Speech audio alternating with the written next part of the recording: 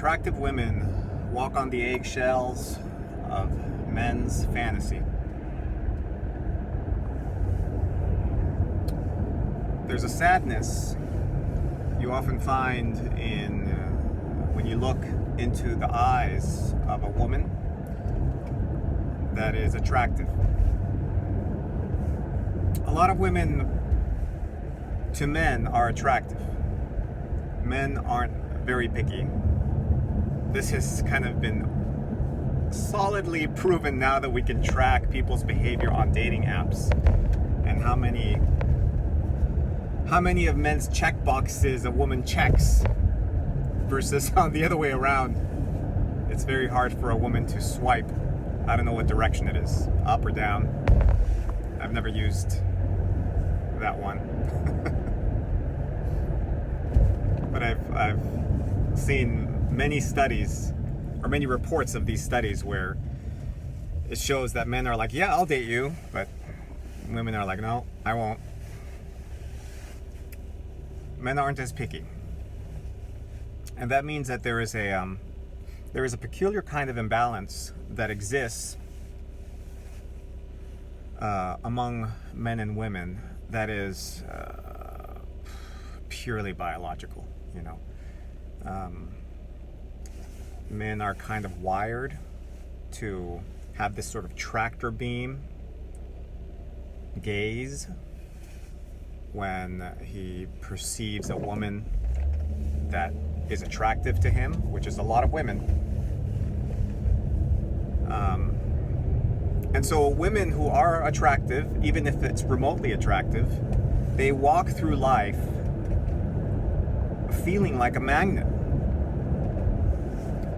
of the other 50% of the population. This is, of course, a lot of power, but it's also a lot of pressure. And it brings about all sorts of psychological problems and hang-ups. You know, we're not really conditioned evolutionarily to live while being surrounded by this many eyeballs.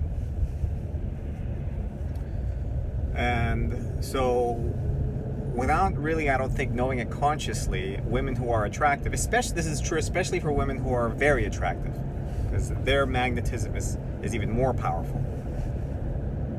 The sadness you see in their eyes comes from a number of places. One is just their sheer disappointment in men, whom they may have felt like men are these powerful creatures that maybe are very successful in the world, and they do well for themselves, as we know. Most of the power and wealth rests in the hands of men. And yet, attractive women find themselves time and again seeing how quickly these men will just drop everything for her. And she knows that they know nothing about her, because the entire performance that is her life is catering at all times to this relationship, this unspoken relationship that exists between her attractiveness and a man's proclivity to feel magnetized to it. And so she's sad because she realizes, gosh, men are such simps. But that's because she has a very shallow perception of men. And she thinks that that's all that's there. I'll get to this later. The other reason she is sad and forlorn is because living in such a situation where you are this magnet, it means you're constantly put in a position where you have to forego authenticity. You don't have to. I mean, women could choose to be authentic. Yeah, but it's the pressure is so much to cater to the fantasy that a man has when he enters her orbit that it becomes hard not to do. And so women find themselves self-erasing. Women self-erase far more than men do. I think largely because of this imbalance, this biological imbalance between a man's proclivity to just feel drawn and attracted to a woman, and a woman's either blessing or curse to be that source of attraction.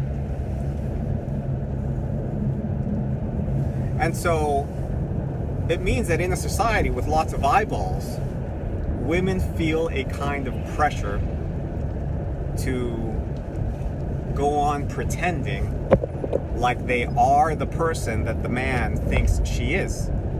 And so women, far more than men, have been conditioned to play a part, to embody a persona. And this means, to a large extent, self-erasing and having a hard time truly being authentic.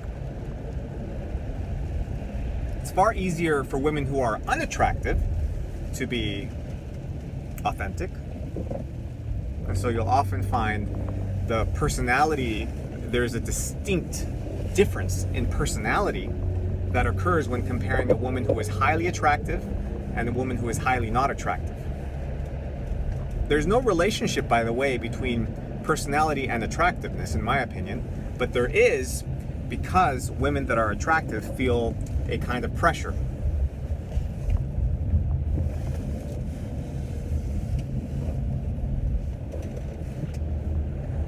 A pressure to perform and to play the part that the male gaze is kind of pushing onto her. Now, it's not a guy's fault. He's not doing this on purpose. He just happens to be a guy who's just can't help being attracted to a beautiful woman. And so,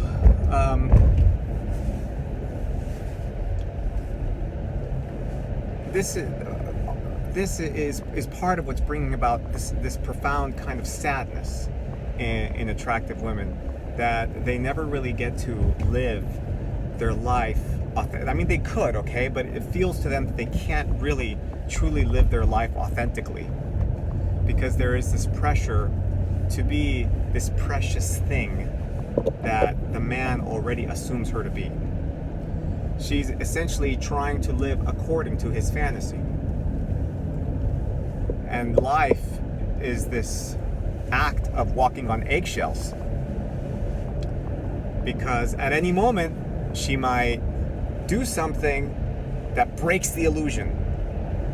Now, this fundamentally is a mistake. Here's the thing women need to understand. The attractiveness that a man feels toward you and the fantasy that he builds up is merely him letting you open. He's giving you a key to his heart. Okay? He's giving you a key to his heart. He's shedding all this armor and he's giving you this key, and you can turn that key and go inside it. Once you're inside,